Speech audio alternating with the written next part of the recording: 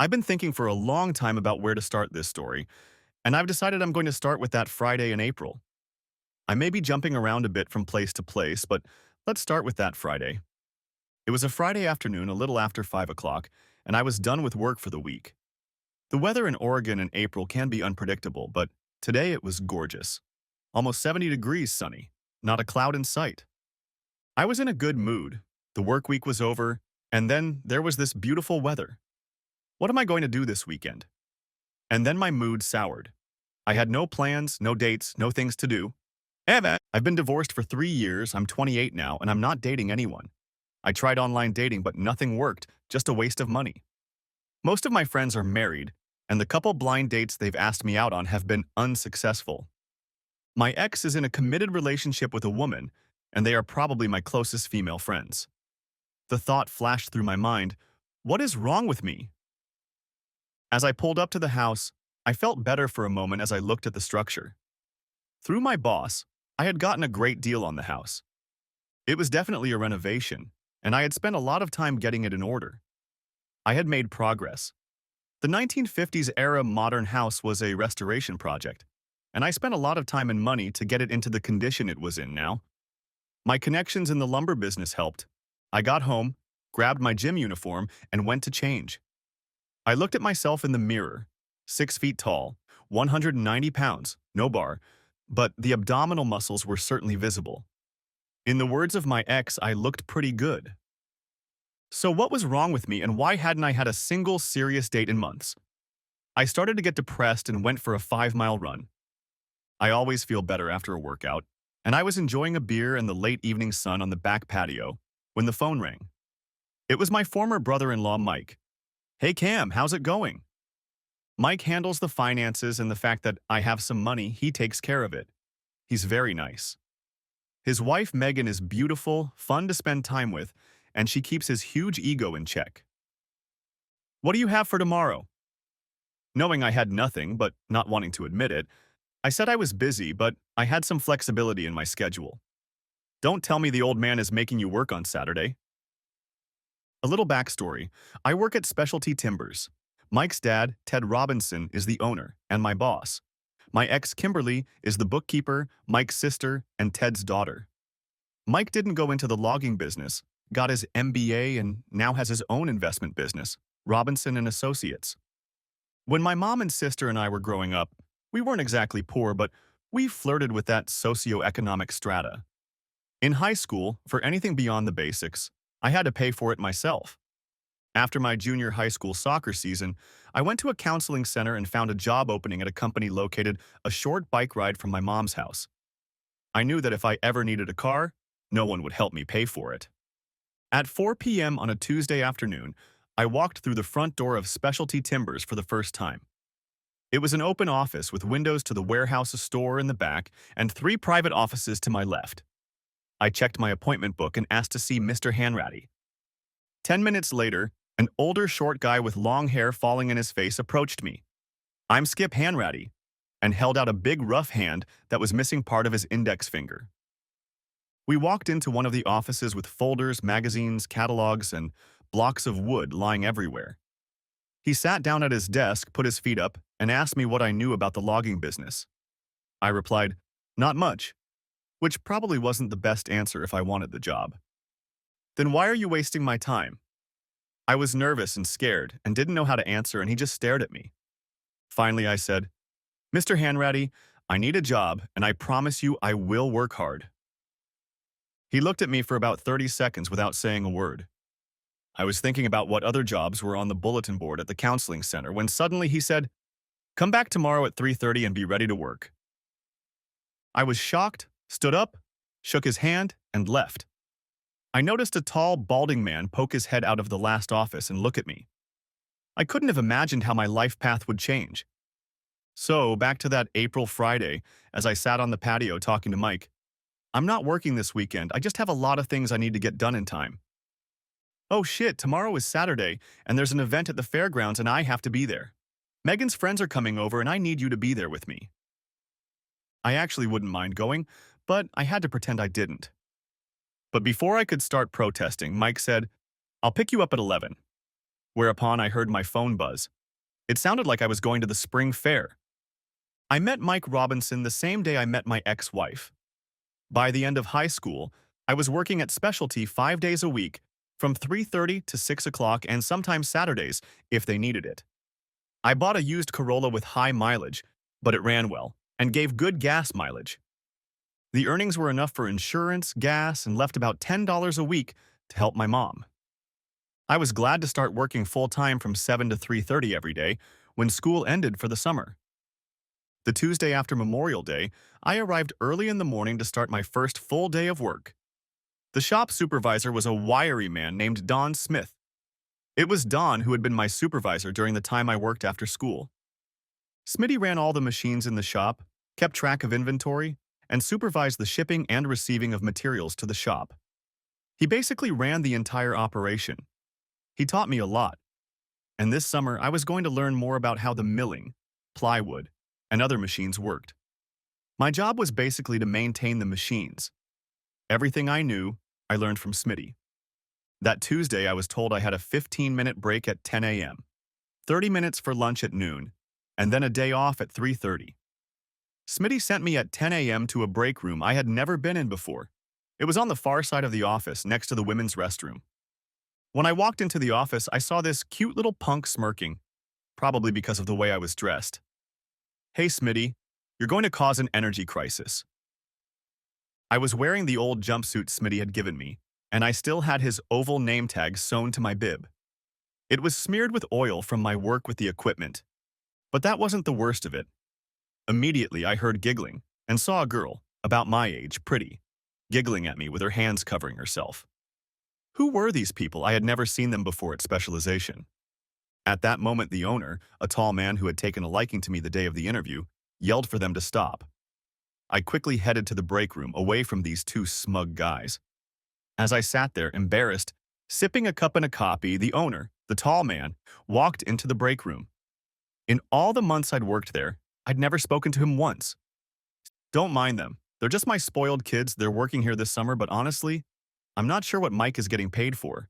We've never officially met. I'm Ted Robinson. He held out his hand to me. "Cameron Joseph," I muttered as we shook hands. "Nice to meet you, Cameron. I've heard great things about you from Smitty. Let's talk again this summer. In the meantime, ignore those two assholes." That was my first meeting with Mike and Kimberly Robinson. That Saturday morning, I heard the horn of Mike's black BMW honking, only 20 minutes late. "Where's Meg?" I glanced over at Mike. Dark sunglasses, slicked back black hair, tanned face. Still the same handsome guy I'd met 12 years ago. "She's meeting Brandy and Celia for coffee downtown, and we're meeting them at the fair." Brandy and Celia, I wonder if this is a setup. We parked and walked a few blocks to the fairgrounds. "I have to take this to the fairgrounds, to the office." RA is one of the sponsors of the event, and Mike was delivering his company's brochures. The girls are standing at the booths. When we walked up, I saw a gorgeous blonde and smiling Megan, who kissed Mike and introduced me to Brandy and Celia. Brandy had long, dark, straight hair and was very slender, but with a slightly stiff look. She was showing a little cleavage, and I had to keep my eyes open as we shook hands. Celia was completely different. Dark curly hair, athletic build, and a smile. She looked intently into my eyes. "It's nice to meet you, Cameron. I've heard about you." I cast a glance at Megan and saw only a sly smile. My weekend was definitely getting better. In a group of 5, we wandered around the fairgrounds, and I often found myself sitting next to Celia. She had a good way of looking me straight in the eye when we talked. She had a wonderful laugh, and I felt sociable and witty. Every now and then I would glance over at Mike and notice him smiling at me. It was a wonderful day. We spent several hours looking at all the exhibits, occasionally running into people we knew, and having a good time. Mike knew a lot of people, and it was good for his business. We decided to go to Mallory's and have a beer, and try to get a table outside. Brandy decided to head home, something about a headache, and Mike said we'd take care of giving Celia a ride. We found a great outdoor table, and the sun was shining just fine. Mike told lots of funny stories about work, marriage, and his family. I tried to remember the last time I had such a good time. Celia was fun to talk to, interesting, and asked me questions about myself. After Mike ordered his third drink, I carelessly remarked, "I definitely need to go running tomorrow." Celia asked where I was running. And before I knew it, we had agreed to meet on Sunday at 9 a.m. We ended up going, and I had such a good time with Celia. Talking, laughing, learning about her life. It was really great. We seemed to fit together, and I hoped there wasn't some variant of a significant other in her life. We dropped her off at her apartment, and I told her I'd pick her up at 9 to go for a run on the rhododendron trail. As soon as we headed home, I felt a look from the front seat. "What?" I asked as they smirked. "Okay, she's fine. What do you want me to do?" "I'll go for a run with her tomorrow." "Wow, that was quick," Mike smirked. "And baby, ever since Kim and I divorced, Mike has been trying to find me a new woman. I guess he feels a little responsible for my failed marriage to my sister. He probably knew about her orientation beforehand, but never talked about it. I worked at special teams my entire senior year after graduation once soccer was over. I even worked Saturdays in the fall. From Smitty, I learned all about the equipment from the inside. On busy weeks, I was asked to work on the equipment on Saturdays, and I ran everything but the veneer press and learned the capabilities of all the machines. Then Kim would come in on Saturdays and help with the books. She went to a private school on the other side of town, so that was the only time I could see her. She was very sweet, fun to hang out with, and she wasn't arrogant like the other rich kids. About halfway through high school, we started dating. What started out as friendship turned into dating. That summer, we both worked at Specialty. I wasn't sure what I would be doing in the fall, but Kim was going to Colorado College. I was worried about the separation, about missing her, about other guys. I didn't know back then that other guys would never be an issue. And just the distance. When I told her all of this, she would reply, "Don't worry, you're the only man for me." She was being honest. She just didn't mention other women in the equation. At the end of that summer, my boss, Kim's father, Ted Robinson, approached me and asked me about my future plans. I really didn't know what the future held for me. I had an application for Lane Community College on my dresser, but although community college was inexpensive, I didn't have the money for it. It turned out that Mr. Hanratty had cancer. He only came in a few days a week and not for long. "Cameron, you know our store. You're good with customers, and I need young people in this office. I've thought about having you work with Smitty when needed in the store, but mostly I want you in the office learning the business side of specialty timbers." I was shocked. "I'll start at $3,000 a month, and when times are good, there will be a bonus at the end of the year." I immediately agreed and couldn't help but wonder if my relationship with his daughter had helped me get the position. On Monday, I started work in the office. I showed up in clothes from the store, and Ted immediately sent me home to change. I began to learn the business. I was impressed with Ted's knowledge and his easy but confident manner with customers. I had a good knowledge of the products and our processing capabilities. What I didn't know was pricing, customer knowledge, and the accounting side of the business. Ted was helpful and patient with me. After the initial nervousness, I began to feel much more comfortable with him. I kept in touch with Kim while she was in college and felt our relationship remained strong through the fall. Sunday morning, I picked Celia up at 9 o'clock to go for a run.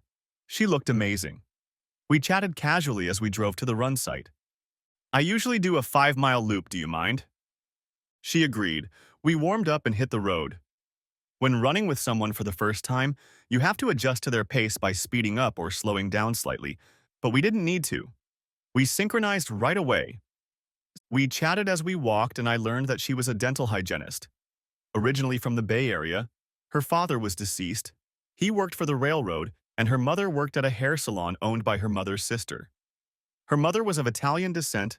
Her mother's maiden name was Anna Maria Saltilli. That's where her curly dark hair came from. Chatting the whole way, we did a 5-mile loop and got back to the car at 10:30. I felt so good I could have run another 5 with her. I suggested coffee, and we headed to the nearest coffee shop. On the way home, I heard from Mike and Megan that they didn't have any boyfriends or lovers they knew. I mentally checked. 1. No boyfriend. 2. She's fun to be with and she seems to like me. 3. She looks great. I began to think that my bad luck may have changed. Unfortunately, I knew I still had a lot of work to do at home. The tile on the fireplace was half done, and the shower board was in the garage. "Celia, I'm having a wonderful time with you, but I have to go. I'd like to see you next weekend. Are you free?" Yeah, I guess so. How about we do something on Saturday? We exchanged phone numbers and headed home. I thought about kissing her or hugging her or something. I felt so close to her, but I decided I would do the right thing and not rush things. I was very happy when I got home and got to work. At the beginning of the week, we discussed when the best time to schedule a weekend away was. On Monday after work, I texted her and asked if she wanted to go hiking to Rainbow Falls during the day and have dinner afterward. She replied enthusiastically and added a heart emoji. Our first official date. Tuesday was a busy day at Specialty Timbers. Ted was in Seattle working with a major potential client. One problem after another surfaced, and I was the one who had to solve them. A late delivery, a disgruntled customer, and one of the milling machines went out while Smitty was working on a plywood machine.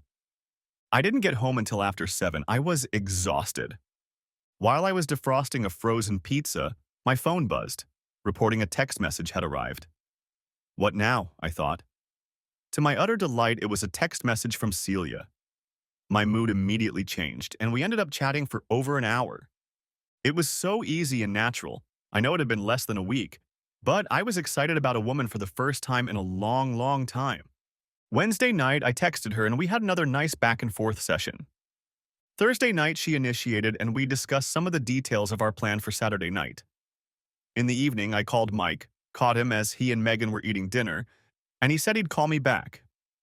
They called back on the way home. Hey, what's up, Romeo? I heard Megan giggle, just checking on how dinner went. I tried to turn the conversation to Celia, but I didn't want to seem too cocky in Megan's presence. Oh shit, you don't care about our dinner, but we know you're going on a date with Celia this weekend. Your date must have gone well. I told them it went well and that she seemed like a nice girl. Have you gotten her into bed yet? Mike asked. Don't be a jerk, not everyone thinks the way you do, Megan replied with a laugh. We chatted some more, joking and having fun, and it was time to leave. Dude, I haven't heard you this excited about a woman since my sister. I explained that I liked her so far. As we were hanging up, I heard Megan say, just be careful, Cam. I wonder what she meant by that. Friday after work, I had just finished my run and was sitting on my back porch sipping a beer. What a difference the week had made. Last week at this point, I wasn't feeling well, but today I was feeling pretty good. Around 8, I sent Celia a text message, clarifying a few details about our date tomorrow and just to see what she was up to. I checked my phone at 9:30, but there was no response, which was a little unusual. Oh well, I'll see you tomorrow. I picked her up at 1 p.m. and we headed east uphill to the trailhead. Something seemed off. She was still sweet, relatively affectionate, but without her usual energy. When I asked how she was feeling, she said, just a little tired. It's been a long week. Before I could learn more about the long week, she started asking about the hike. No more explanations about the long week. We enjoyed the hike, and when the trail got wide enough, we walked side by side and she held my hand. This closeness was so nice after being away for so long. We planned to drop her off at her house so she could change and get cleaned up, and be back by 7 o'clock for dinner at Mazzoletto's restaurant downtown. She looked great in her skinny jeans and tight top. She gave me a big hug and kiss when I arrived. I was already thinking about the fact that if I went on, we would end up in her bed very quickly. But I remembered that I was going to play it differently. The restaurant was cozy, great food, and delicious wines. We shared a bottle of wine and had a glass of brandy each while enjoying dessert. I knew I needed to sober up a bit before heading home, so I suggested a walk around the square. This is an area in the center of town, close to cars, where there are cafes, stores, bars, and other restaurants. It was a nice evening and Celia snuggled up to me as we walked. I think we both felt good, a little tipsy but happy. We chatted easily and casually as we passed couples and groups of people. As we were walking back, I noticed a group of young men ahead, and as we passed them at an angle, one of them suddenly shouted, "Cece." I was immediately wary, but Celia moved towards them smiling and accepted hugs from the three guys. Hey girl, what's going on? What are you doing here? Meanwhile, I'm standing there not noticing them all hugging. After probably a minute, though it seemed much longer to me, Celia turns to me, flushed, and says, Cameron, these are my friends, Bobby, JT, and Marcus. I automatically extend my hand for a handshake, All three of them look at each other, smile, and diligently try to shake my hand, making all sorts of body movements. They chatted for about 10 minutes about something I didn't understand. As far as I could tell, it was about music in a club I'd heard about called Evolution. It felt like Celia and these guys knew each other. I noticed a closeness, especially with the one named Marcus, that was curious to the point of being disturbing. I felt that all the warmth and friendliness of the evening was gone. From my observations, she seemed to enjoy the attention and company of this group. Finally, after hugging and kissing them as they parted, I said, "Nice to meet you." Marcus only nodded and they turned and walked the other way, and about 15 seconds later, I heard their gushing laughter. Celia clung to me again, but her earlier relaxed mood was gone. Did she really have friends like that? There was nothing wrong with them, but they weren't my type. She told me a little about them, and I realized that Evolution was a dance club in the old part of town that used to be an old warehouse. She told me how fun it was there and that we should go there. I giggled and said I wasn't a very good dancer. No one cares. It's just a place to have fun.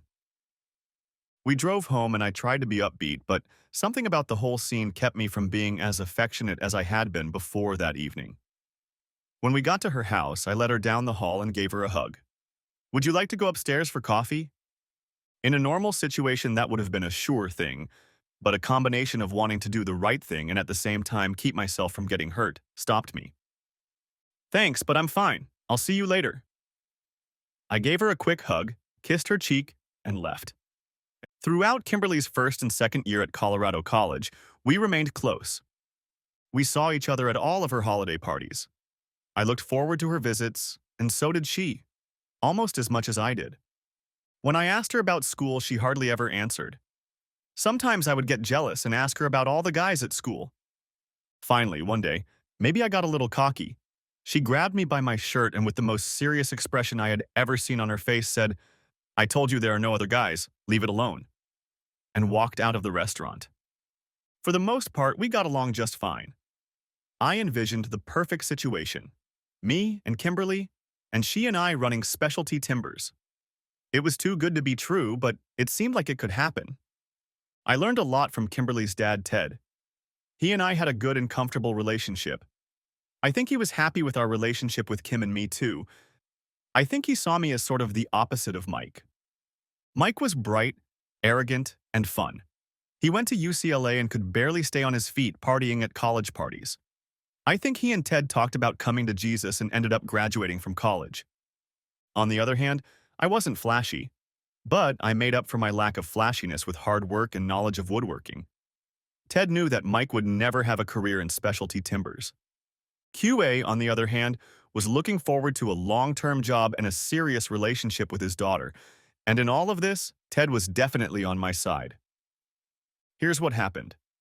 I proposed to Kimberly before her junior year, and she said she needed to think about it. In the middle of that year, Kim asked to live together for a while. I was heartbroken. I was head over heels in my work.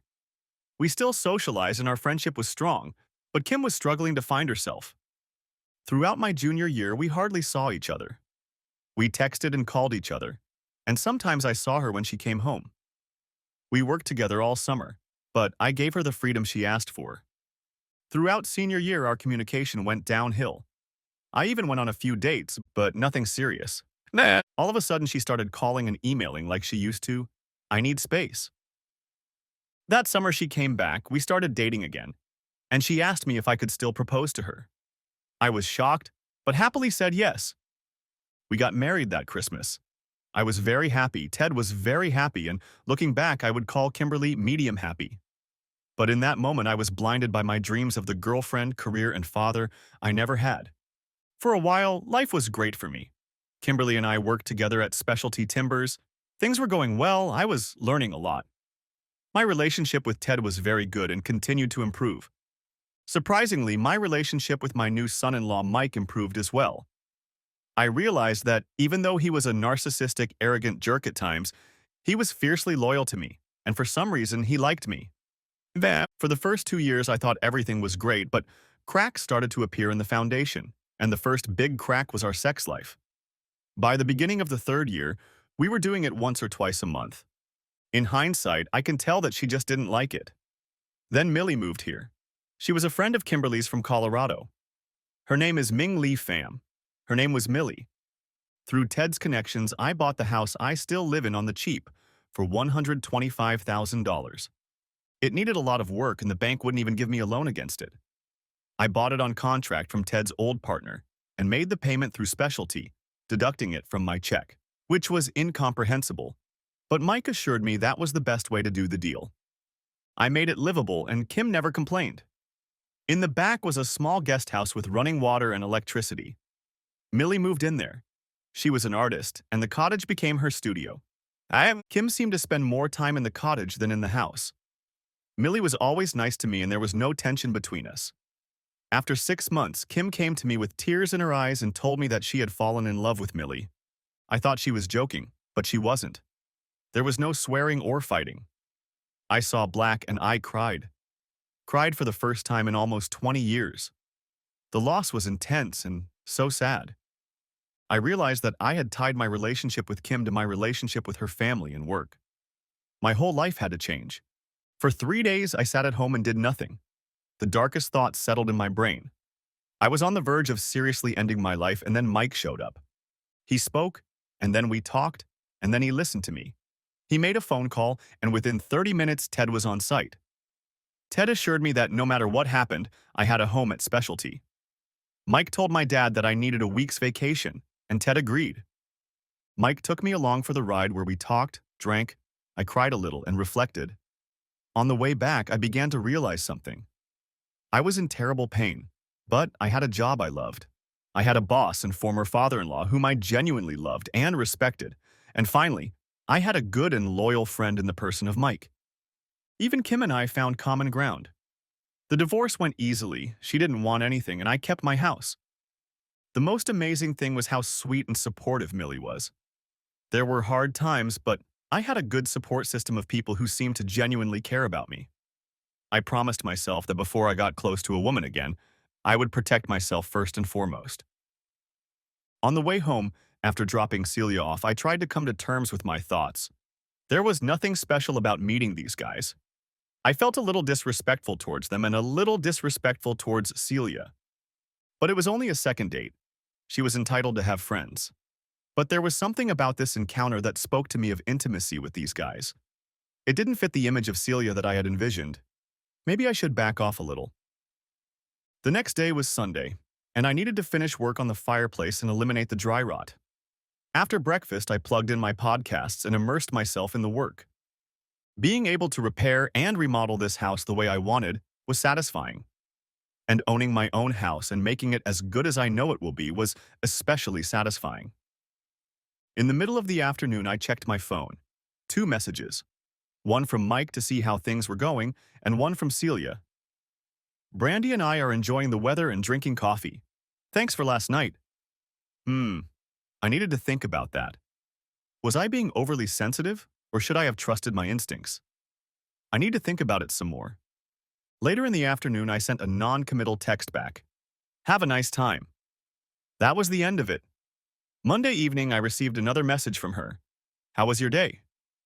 I waited a few hours and replied, good, and yours? I got a long message about work and a funny story about a dental patient. I didn't bother to respond. Tuesday night, there was nothing, and I calmed down a bit. Wednesday night, she called. I was polite, but without much enthusiasm. Finally, she asked what was wrong. I didn't say anything. And then she asked if I was upset with her. I replied that I wasn't. I was just busy. She invited me to dinner Saturday night. I accepted. Perhaps I was too petty to get upset about something like that. I vowed to put it behind me and see what happens next. Dinner on Saturday was nice. She's a good cook and her apartment was beautifully decorated. I was starting to feel comfortable again and was full of optimism. After dinner, we ended up in her bed. It was amazing. We spent Sunday together, and the intimacy helped strengthen our relationship. We went for a run, and this time we showered at my house. I showed her my reclamation project, and she seemed interested in all the work I was doing. I showed her an old mahogany hot tub that I had taken from a project we were providing materials for, and showed her where I was going to put it in the backyard. Celia was impressed with my carpentry skills, and she seemed to like my house. Over the next few weeks, we saw each other too, 3 times a week and chatted or texted daily. In one of my weakest moments, I agreed to go to Evolution with her on a Friday night. I can dance a little bit and I don't mind it, but I had a feeling it wasn't my scene. Celia was so excited that I couldn't help but give in to her enthusiasm. Evolution was a trendy new club in the warehouse district of Old Town. I had heard of it, but had never been there. I told myself that in a strong relationship you have to make sacrifices from time to time, and this seemed to be one of them. We got there a little before 9 o'clock. Celia seemed to know a lot of the people there, the staff and other customers. The room was dark, strobe lights on, and there were a couple of DJs on the stands. The dance floor was a mass of bodies moving to the music, and it was hot inside. We found a seat, and Brandy and some guy came up to us amidst the hugs and laughter. It was hard to talk in the noise. Celia took my hand, and we headed to the dance floor. She was good, and I was out of place. Pretty soon we were in the thick of the crowd. After a while, I didn't know who was dancing with Celia anymore. Me or someone else. And I watched her and could tell she was having a great time. After a while, I called out to her that I was going to get a beer, but she only nodded and smiled. I waited to see if she would come with me, but she was absorbed in the dance. I stood by the table and occasionally saw flashes of Celia. So far, I didn't recognize anyone from the group we'd run into downtown a few weeks ago. Celia came back and had a drink, but I realized she wanted to keep dancing, so we walked back. And I was really having a good time until I got to know a couple of the guys we met downtown, and in particular Marcus. Marcus was a great dancer and made sure we danced with Celia. I tried to move over and got elbowed. Maybe it was unintentional, but I doubt it. It went on like this for a while, and finally I yelled in her ear that I would get her a drink, and if she wanted one, she only nodded and continued dancing. I reached the bar and walked back to our table. I looked at the clock. It was a little after 11. I definitely wanted to get out of there, and I kept waiting for Celia to come back and get me a drink. Finally, she came back, laughing and smiling, with Marcus on her heels. She kissed my sweaty cheek and took her drink. She took a sip, then Marcus grabbed it and drank the rest. Celia only laughed. "Let's dance," she grabbed my hand. "No thanks, I'm done," I said. "One more?" she asked. That's when Marcus intervened. "Come on, girl, I'll dance with you." And they left. I was furious, but what happened next was even worse. While I stood and watched, they got laid on the dance floor. His hands were completely on her, and she looked like she was enjoying it. Now this is when I got really pissed off. I looked at the clock. It was past midnight. I was done. I was going to give her until 12:30 and then leave. I think it was 12:28 when she came back. I grabbed her, and we headed for the door. I was angry, but I tried to act calm. I wasn't going to yell and scream. All the way home, she talked about what a good time she had, how great the music was, and how much she enjoyed dancing. The fact that I didn't say 2 words didn't seem to bother her. When we got to her apartment, she realized where we were. "I thought we were staying at your place tonight." "I'm fine," I said. "How about another night?" I said this with a forced smile. "Okay," she said and looked at me. I smiled, kissed her, and left. Without a doubt, this wasn't how our dates over the past few weeks had ended. The next day, we had no correspondence. I was struggling with my feelings. I really liked her and cared about her, but that scene and her enjoyment of it bothered me. And with this guy Marcus, they seemed more than just friends. I was busy both Saturday and Sunday, mostly trying to install the mahogany hot tub in its place on the deck. Sunday night, I saw that I had gotten a "How are you?" text from her. I didn't reply. Monday night, I got another message from her. "Hi, I miss hanging out with you. Give me a call." I decided I should reply to it, so I wrote, "Sorry, I have a lot to do. Let's meet tomorrow." "Okay," she replied. Tuesday night, I was still struggling with the situation and didn't respond. And on Wednesday, I got home from work around 6 and her black Volkswagen was parked in front of my house. Time to get over it. I found her sitting on the back porch. "What's the matter? Are you leaving me?" She looked a little angry. "Snap! Look, Celia, I don't know what's going on. I'm struggling with some things right now." "What?" she asked. And that's when I started to tell her. I started with my marriage to Kim and how hurt I was. And then I confessed my jealousy of her friendship with Marcus and how I felt disrespected at the nightclub. I laid it all out for her. Why not, since I might never see her again? She sat there looking at me and then tears rolled down her cheeks. "I'm so sorry. I didn't want to hurt you, but if it means you stay with me, I'll never go to that place again. I want you. I miss you. And I think I might fall in love with you. I was shocked. I thought this was the end for us, but we just turned left and went in a different direction. Love? She promised again that she didn't need to hang out with that crowd or go to dance clubs. I asked her if she was sure, and she said she was sure. So now, if I had known it bothered you, I never would have asked you there. We celebrated that night in my bed. The next few months went great. We did a lot of things, went on vacation for a week to Hawaii. It was my first time there, and we loved it. We socialized with my friends and a few of her friends, but never with Marcus in that crowd. I never mentioned his name. We had been dating for about 8 months now, and the holidays were approaching. I had her almost every night, and we started discussing the possibility of living together. We spent the holidays with my family and the Robinsons. She got along great with everyone except Millie. For some reason, there was some distance between them. After the first year, business picked up. We were selling products in Northern California and Puget Sound, and with the construction boom, our products were in high demand. Ted asked if he and I could get together Thursday night. Sure, I replied. What's up?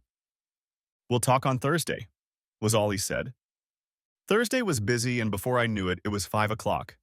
We met at Ted's office. I was a little nervous about the formality of this meeting. Ted explained that he would be turning 60 this year and was doing some long-range planning. In lieu of a bonus this year, I will give you 9% of Specialty Timbers stock. I was shocked. It's not what I expected, he continued. We opened NorCal in Western Washington, and that was successful, as you know. But now we're getting a lot of demand in Colorado and some resort areas in the Rocky Mountains. I want you to open up those markets. That will require a little traveling, maybe a week a month. Would you agree? Absolutely. I've seen so little of the country that traveling to these areas was exciting. And being co-owner was just wonderful. I was so happy. He told me that he now owned 51%.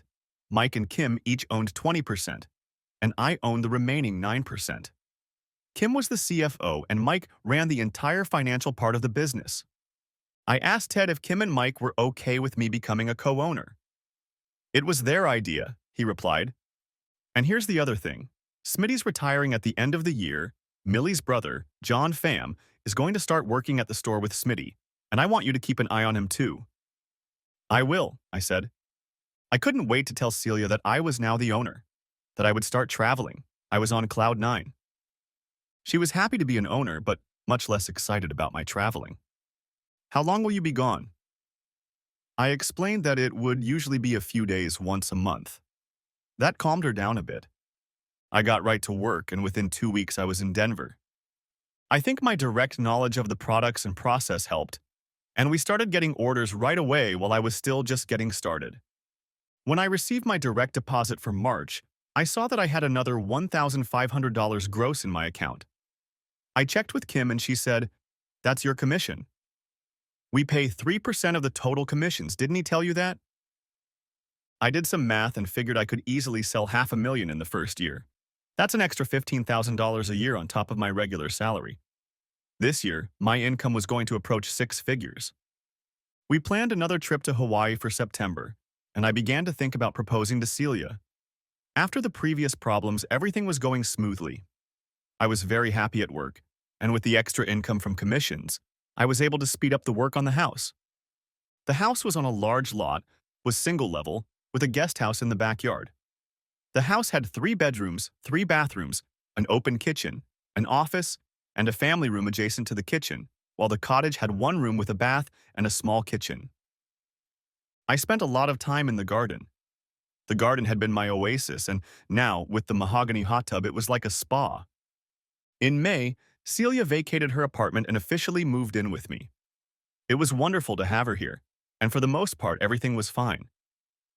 There was some tension when I was traveling, but I figured we'd get used to it. In August, I invited Mike over for dinner. I needed to discuss some serious things with him. We met at a bar near his office at 6 in the evening. The weather was warm and we sat outside. "What's up, bro?" "I've decided I'm going to propose to Celia, and I'd like you to be the best man." He just stared at me for probably a full minute.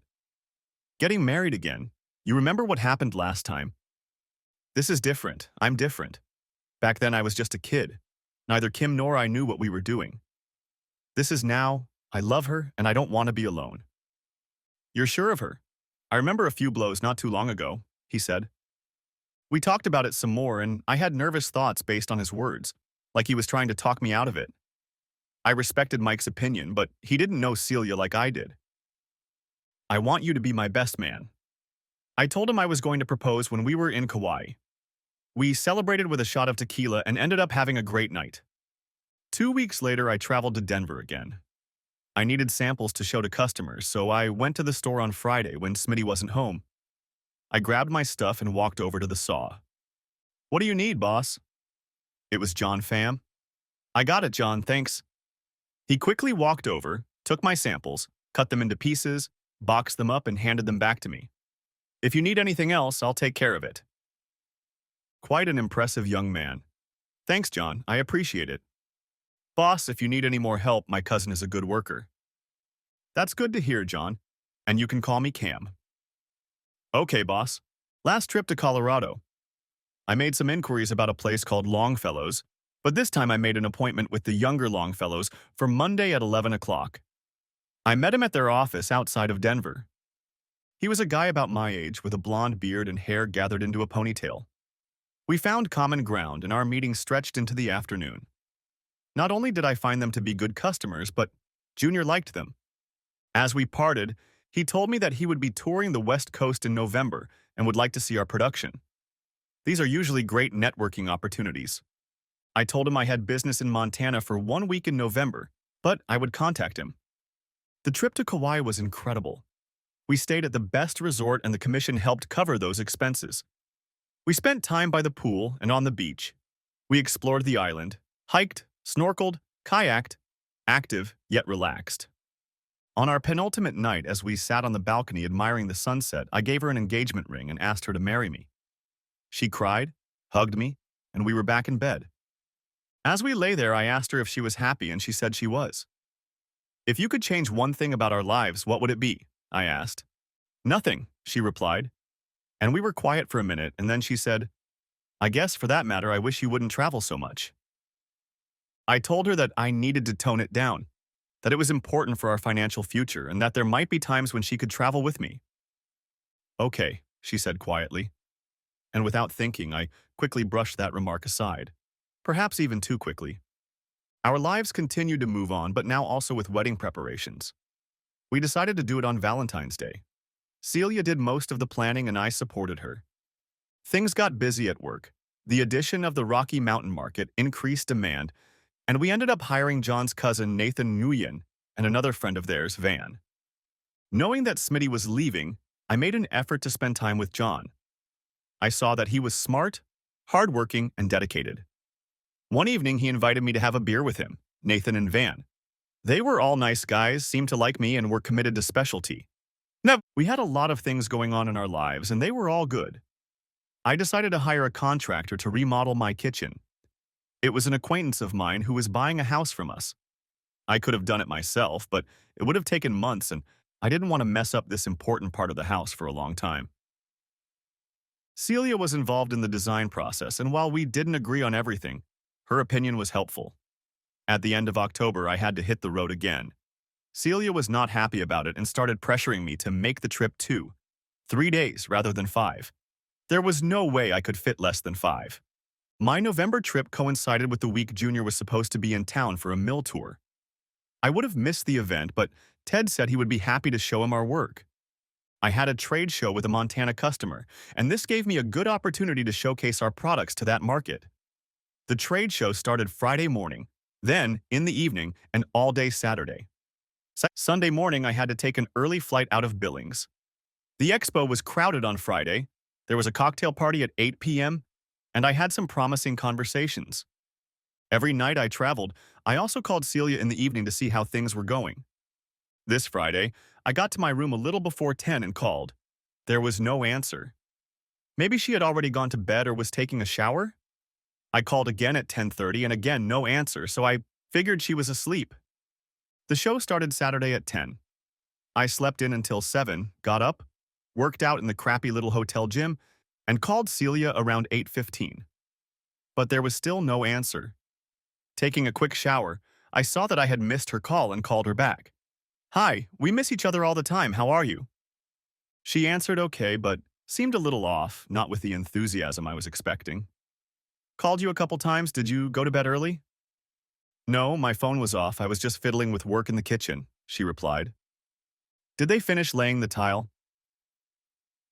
And we continued our conversation about the kitchen renovation, completely oblivious to the fact that she hadn't picked up the phone the night before. Thanksgiving was coming up on Monday, and we were going to celebrate with the Robinsons. All week, Celia had been a little out of sorts. Quiet, a little withdrawn, perhaps the holidays had caused her stress. I didn't say anything about her mood. I received an invitation from Longfellow, our new client in Denver, to attend their Christmas party on December 9th. It was a Thursday evening. We talked about having Celia go with me, but I had other things to do and she had work, so I went alone. They had decorated their warehouse for the holidays. I knew there would be drinks there, so I called from the hotel. It was fun, and later that night I was telling Junior about our trip to Hawaii. I was showing him pictures and he saw one with Celia. Let me see it again. Is that your fiancée? I replied. Yes, that's her, I said proudly. He handed the phone back to me, then took it again and looked at it intently. He had a serious look on his face. What's the matter? I asked. Does she know someone named Brandy? He asked. I looked at him and said, Yeah, why? I could be wrong, but I thought I saw her and some chick named Brandy at a dance club last month when I was in your town. And I have to tell you as a friend, they didn't act like they were engaged. That was when I was in Montana. I began to get angry and embarrassed. I asked him to tell me what he knew. Friday night after the mill tour, I went with another guy to a dance club called Dust. It was just as you would expect, loud, dark, etc. At one point, Sean, who I was with, started dancing with this Brandy. He said he could take her back to the hotel if he wanted, but later she and your woman were with other guys. I don't remember all their names, but they looked like trouble. Do you remember someone named Marcus? I asked. Yeah, that was one of them. He was friends with your woman, Junior said. Look, you're my friend. I like you, Cam. And as much as it hurts me, I'd like someone to tell me if something like that happens to me. I know, I said. I appreciate that, but I should probably get going. Thanks for the party and the information. I gave Junior a big hug and left. I was worked up, but I had a lot to think about. Hash 1. She told me no more dance clubs. That pissed me off, and Hash 2. What was this relationship with Marcus? She lied to me. I just didn't know how badly. I barely slept that night and my flight home was delayed. Celia texted me several times, but I didn't respond. Finally, as I was boarding the plane, she called and I answered. When will you be home? My flight is delayed and I won't be home until 6 p.m. at the earliest. That's too bad. I love you and miss you, she said. I said, I'll see you tonight, and hung up. After landing and on the way home, I decided my plan was to see if she would lie to me. I hugged her and kissed her when I got home. In the kitchen, I checked to see how things were going. I have a question for you, I said. Sure, honey, what is it? When I was stuck in Montana for the trade show last month, what were you doing Friday night? She turned away and replied, Nothing, just hanging out here. You have one last chance to think about the answer. Where were you? I asked her calmly, but coldly. I've been... Here she burst into tears and ran off to the bedroom. I sat and waited. I was angry and sad. I just waited. 2 hours later, she came out and told me the whole story. She had talked to Brandy the day before, and Brandy said they should check out a new club called Dust. Brandy knew I was out of town and said they were just going to stop by there. They ended up staying there late and dancing all night. And then what happened? I asked. Then I went home. Alone. Alone, of course, I replied. And Brandy was with you? No, she slept with her ex-boyfriend. And you went home alone? Yes, she said. Who was at the club that I might know? Not really, I don't know. Yeah, but you can imagine how the rest of the conversation went. Getting reliable information out of her was like pulling teeth. Eventually, I figured out that they went to a club, met up with some friends, and did some dancing.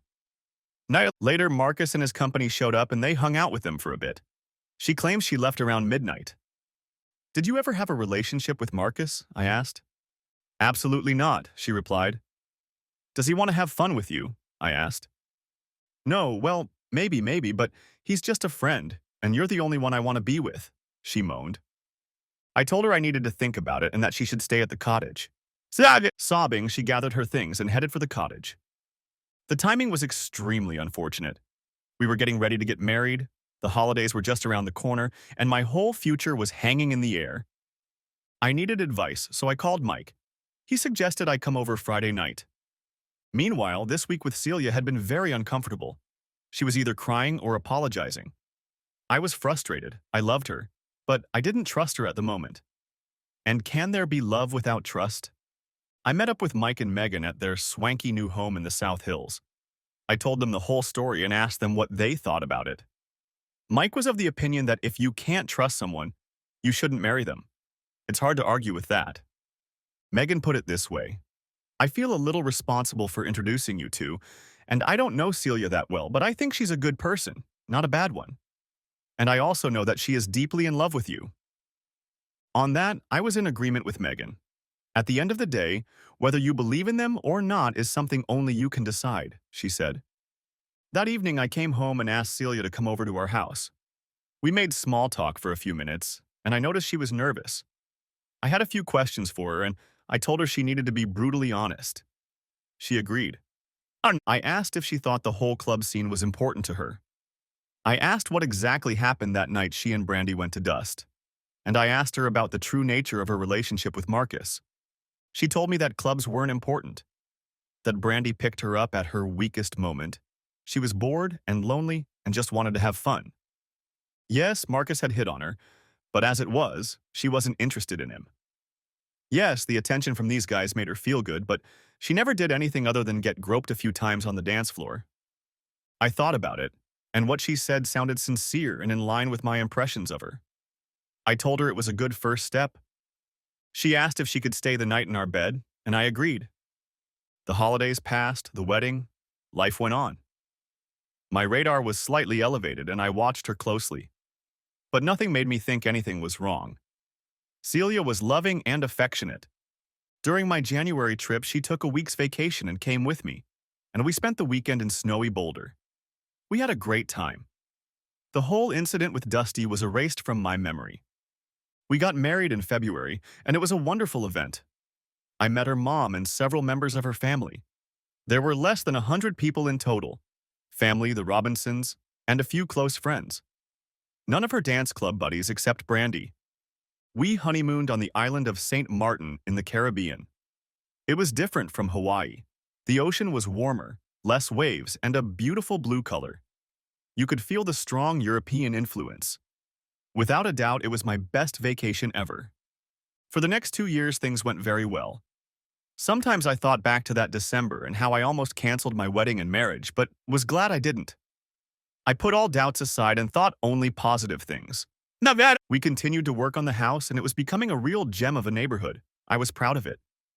Business continued to go well, and we even considered opening other markets, but at that point, with the people in our work, we were stressed to the max. I developed a good friendship with John Pham.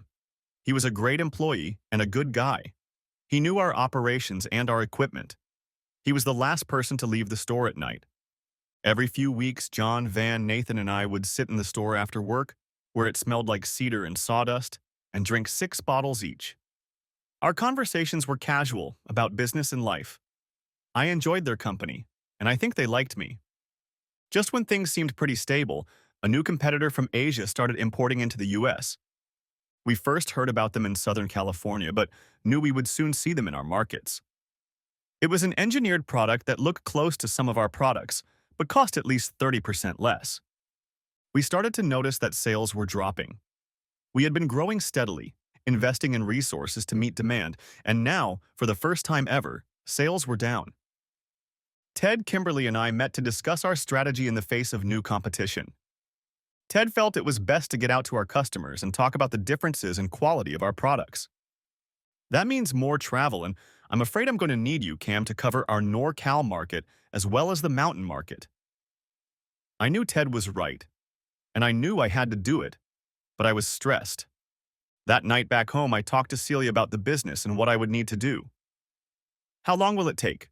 she asked. I replied that I didn't know, but it would definitely take a few months. "Months?"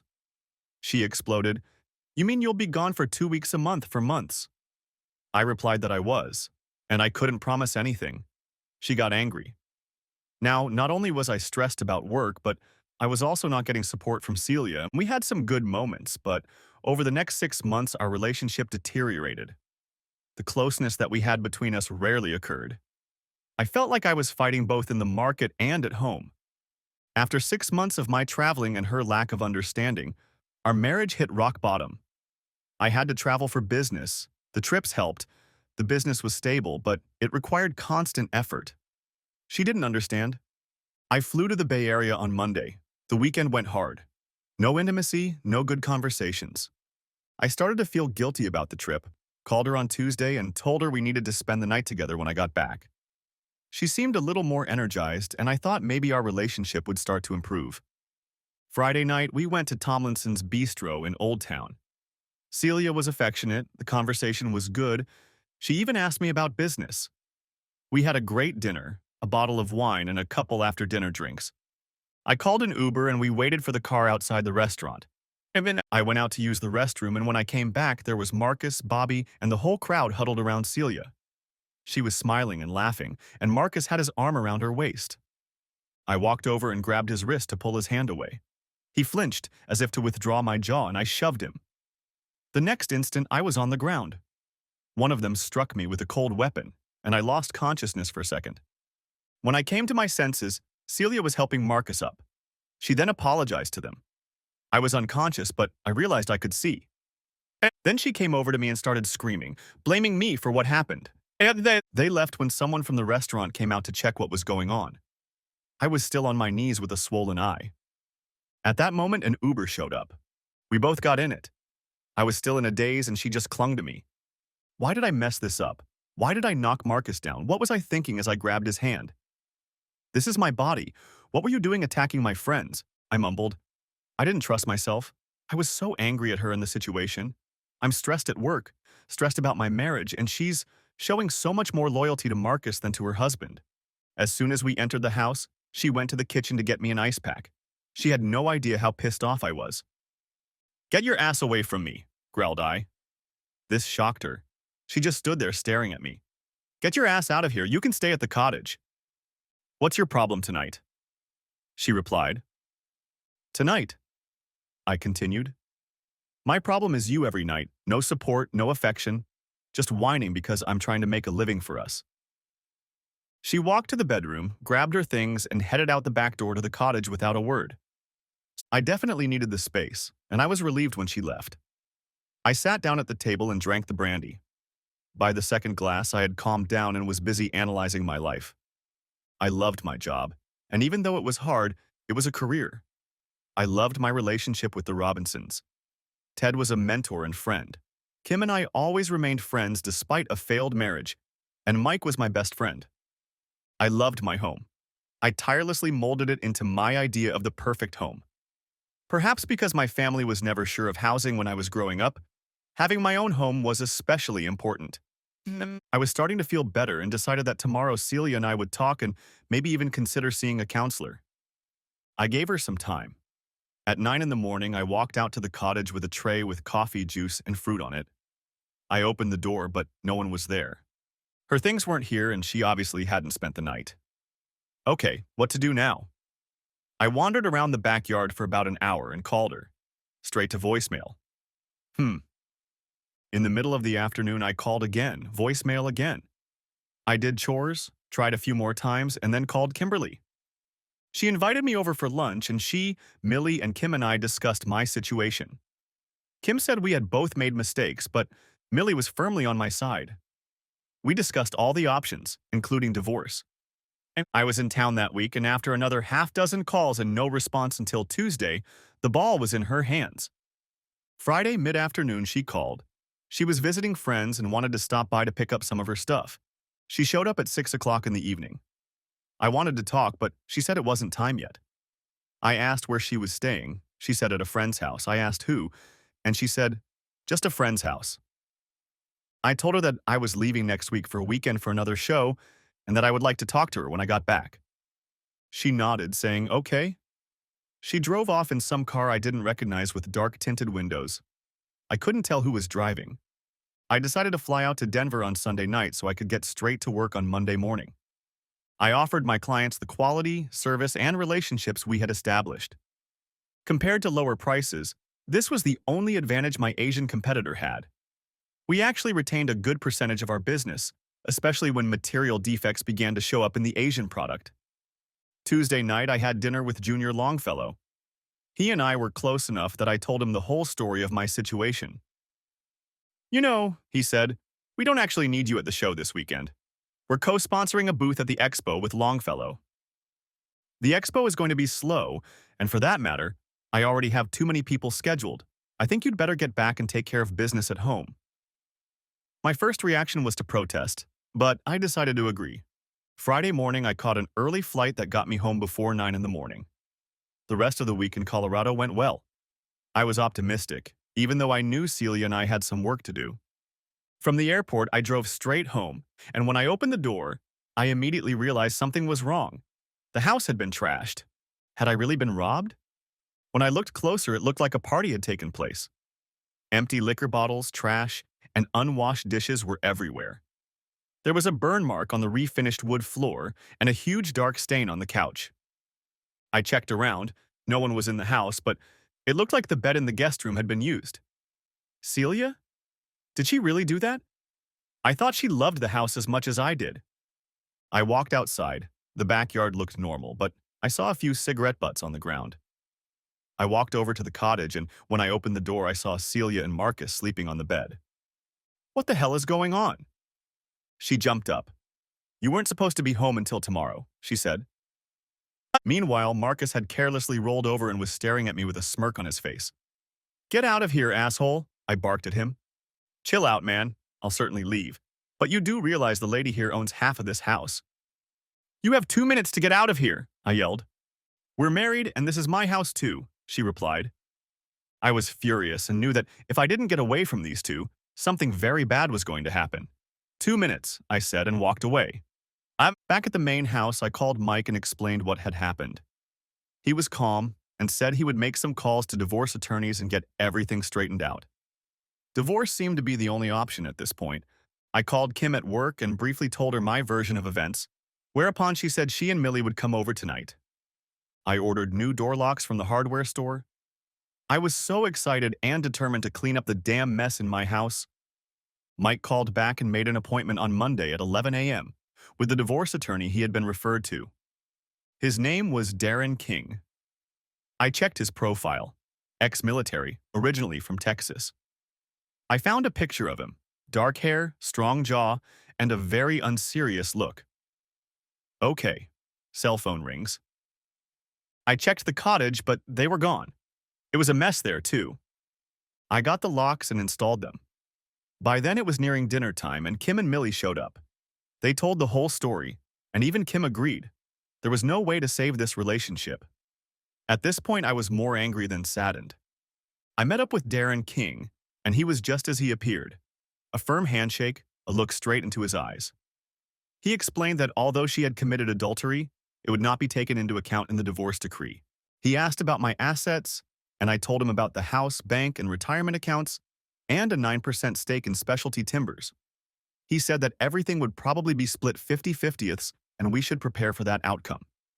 He said he would have all the paperwork ready, and I could hand it over by the end of the week. When I left, I was in shock. My marriage was over. She would get half the value of the house and half of my equity in specialty timbers. My whole life was in jeopardy. I started to get depressed. I called Mike to explain what was going on. After explaining what Darren King had told me about 50-50ths, Mike said, "Don't worry about it yet. Just take care of yourself and I might be able to help." After talking to Mike, I felt a little better. But what could Mike do? The law is the law. And I went to work mostly because I didn't want to be alone and tried to sink into the routine of helping run the business. It seems that both Ted and Kim had talked to Mike, and they were both enthusiastic about what the outcome might be. I, on the other hand, was not so optimistic. Even John, Nathan, and the guys from the warehouse were optimistic.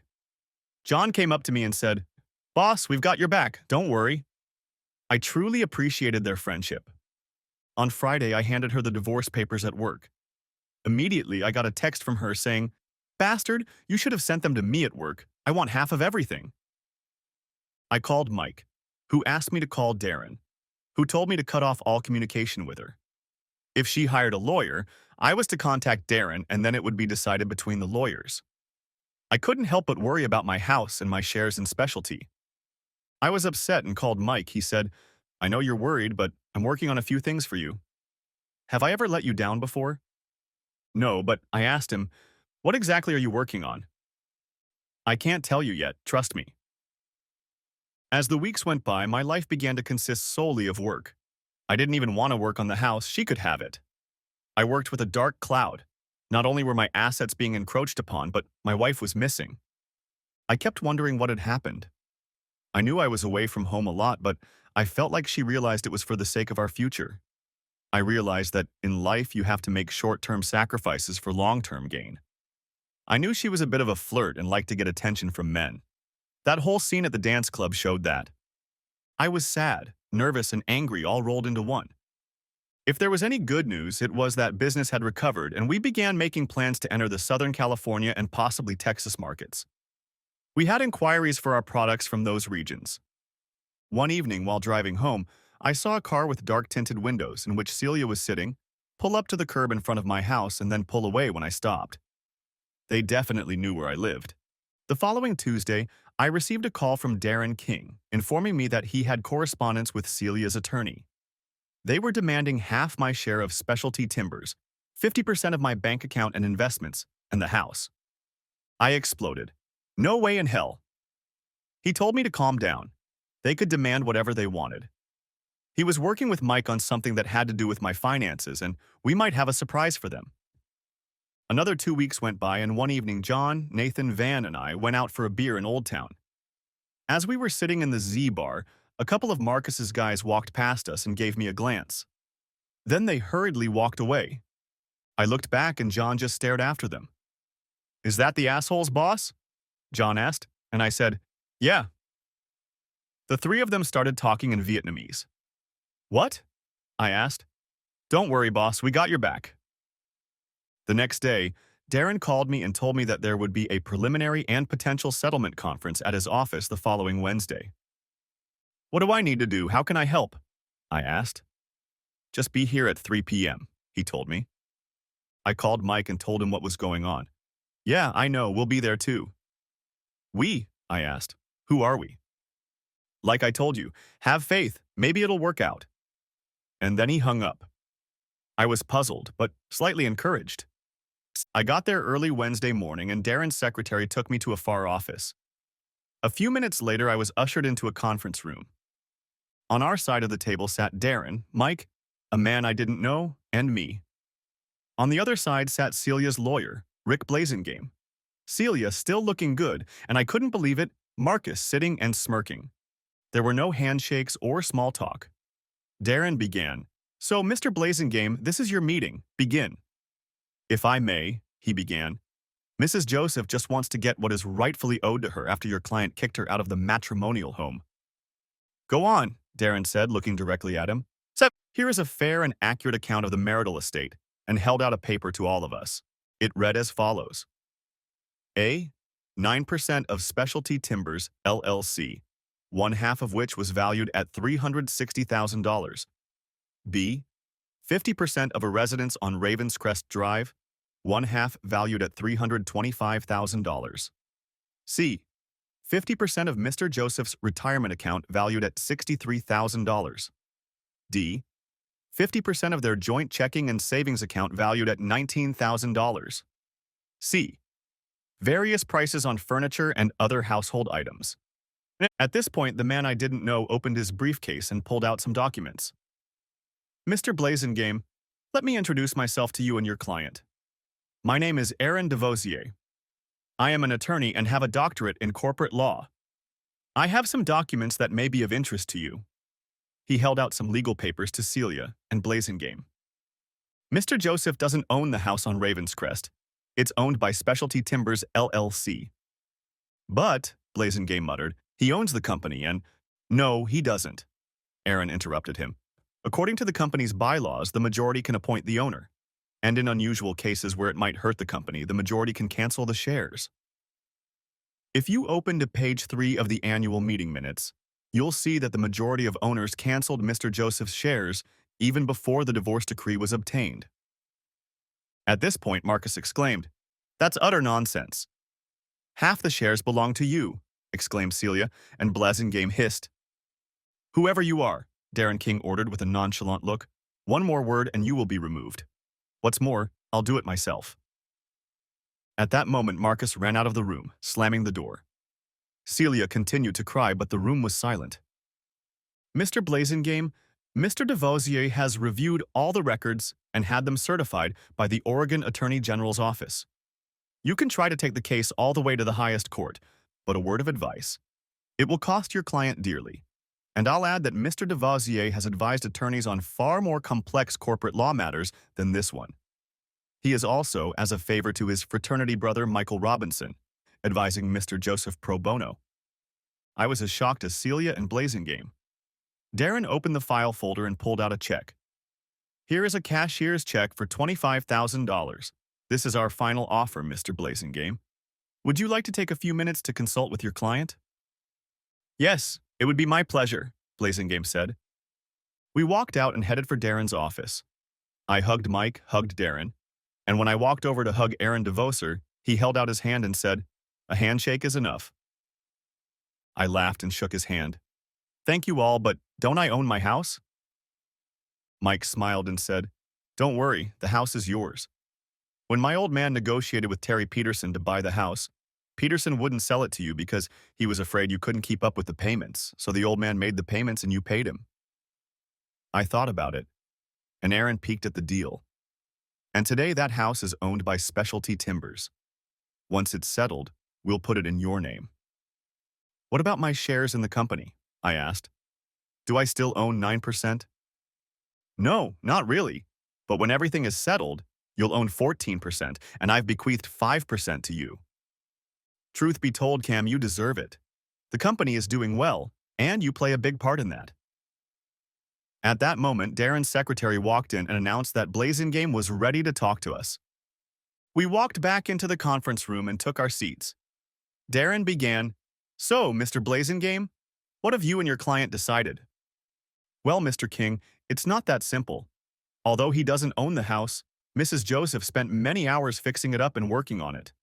Moreover, while Mr. Joseph was on his many travels, it was Mrs. Joseph who took care of the house." "And?" Darren asked. Blasingame continued, "We believe that $50,000 is far more in line with what Mrs. Joseph at least deserves." At this, Darren closed the file folder, put it back in his briefcase, stood up and said, "I'll see you in court." And Mike and Aaron DeVosier stood up as well. Wait. We'll take the $25,000, Blasingame muttered. Now, Darren pulled out the divorce certificate and Celia and I signed the agreement. I was free to go without incurring much expense. As Celia and Blasingame were leaving, Mike said loud enough for everyone to hear, $25,000 is a great job. We'd like to get to $75,000. I only heard one sob from Celia, and that was the end of it. "That was a little harsh, Robbie," Aaron said. Mike replied, "Not rough enough, my friend." We celebrated at the bar and I enjoyed a treat. I was so grateful for the legal advice and especially for having a friend, Mike Robinson. Friday was a long day of work, but a good day. Everything was going well. I felt supported by Ted, Kim, Mike, John, and the warehouse guys, and it felt good to be part of a good group of people. I was still mad at Celia, but it was our relationship that saddened me the most. If only a couple things had worked out differently, I think we could have been happy. But I also thought, should a strong relationship be so fragile? It's hard to say. I hadn't yet realized that when I left work there was a dark car with tinted windows following me. I didn't pay attention, just excited to get back to my house. I immediately went to the back patio to have a beer after work.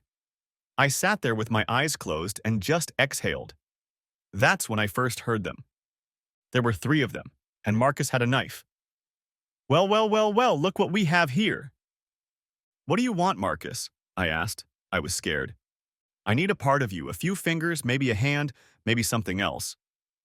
I looked around for an escape route, and immediately the other two guys grabbed me. "This is going to be fun," he grinned. At that moment, I heard a commotion outside the cottage, and within seconds, John, Nathan, Van, and three of their friends appeared in my yard. "Do you need any help, boss?" "Actually, John, yes. Can you help show these guys the way out?" Marcus started backing away and his guys ran off. John's guys grabbed them, and John grabbed Marcus. "We're going to have a talk, mister," he told Marcus as he escorted them out of the yard. About an hour later, John returned alone. I thanked him and asked him how he knew they were here. "I looked out of the warehouse door and saw a black car following you. I've seen those guys before, bad guys." "Thank you. How can I thank you?" I asked. I was grateful. "Pay you back? How can I repay you? You're not repaying me. We're friends." I was moved to tears.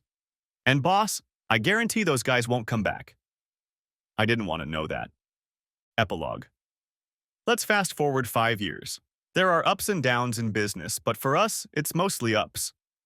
I had a new person working for me, and although he didn't understand the logging business, he was smart, hardworking, and a good student. He worked in the operations department with John and the guys. His name is Chase DeVosier.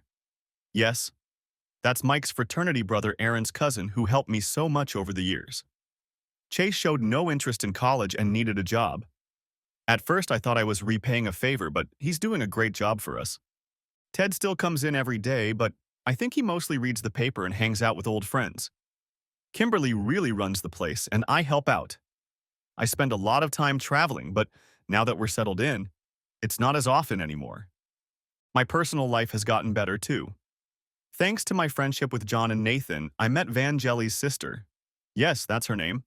I asked her why she was named that, and she said, "When my mom gave birth to me and I came into the world, she said it was Jelly. So cute." And she is cute. Hi. She works as a fitness instructor at the Valley Club and is in very good shape. I'm almost 10 years older than her, but she doesn't seem to mind. It also doesn't bother her that I'm not getting remarried. She tells me, "You look at another woman and kick her ass, and then I kick yours." I just smile and laugh. I never confronted Celia again or saw her in a bad way or anything like that, no. I never saw her again. And to be honest, I don't even think of her very often.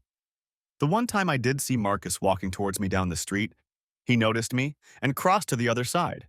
And then I am forever grateful for the people who have been in my life. Ted, Kim, Millie, John Pham, Nathan, Van, of course Jelly, but most of all Mike. I love my home and I love my company. I am a very happy person. The end. Thanks for watching. Hope you enjoyed. Subscribe to my channel and watch for the next video.